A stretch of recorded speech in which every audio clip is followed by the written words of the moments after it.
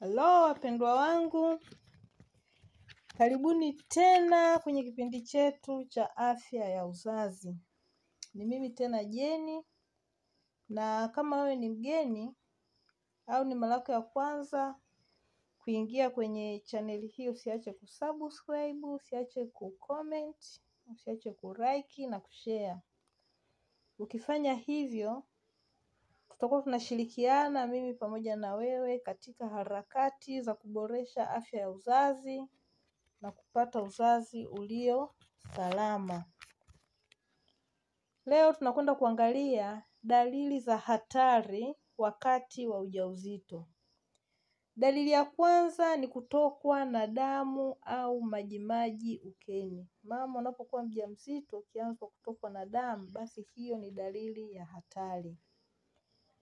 Maumivu makali ya tumbo, hiyo pia ni dalili ya hatari. Maumivu makali ya kichwa, hii pia ni dalili ya hatari, kwa sababu unapokuwa na maumivu ya kichwa yanaweza yakaashiria shinikizo la damu na mwisho wa siku ni kifafa cha mimba. Mama unapokuwa na homa, hii ni dalili ya hatari. Kizunguzungu pia ni dalili ya hatari kwa mama mjamzito. Kupumua kwa shida ni dalili ya hatari.